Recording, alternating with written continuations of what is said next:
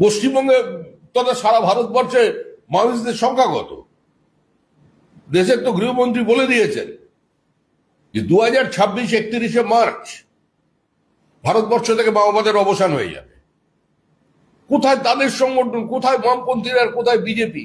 20টা রাজ্যে আমরা এই মুহূর্তে ভারতবর্ষের মানুষ আমাদের পরিচালনার দায়িত্ব দিয়েছে। কংগ্রেসের গর্ভ থেকে জন্ম না নিয়ে একটা রাজনৈতিক দল তৃতীয়বারের জন্য সরকার গঠন করেছে, সম্পূর্ণভাবে ভারতবর্ষের মাটির কথা বলে। কোনো বিচ্যুতি হয়নি।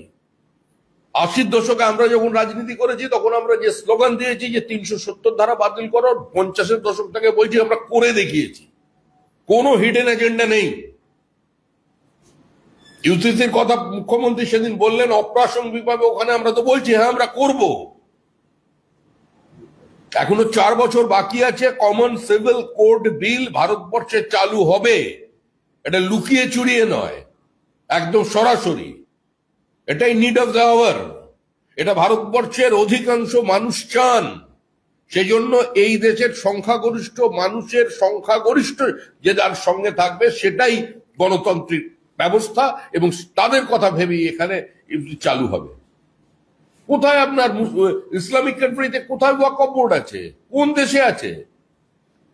জমি দিয়েছে মুসলমান, জমি পেয়েছে মুসলমান, লুট করছে মুসলমান, আর তার লুটে মদত দিচ্ছে তৃণমূল কংগ্রেস। মুখ্যমন্ত্রী বলুন উমানন্দ রোডে যে ওয়াকফ প্রপার্টিটা আছে সেই প্রপার্টিটা এই মুহূর্তে কার হাতে গেছে, তার টাকা কোথায় গেছে উনি তাদের ধরুন।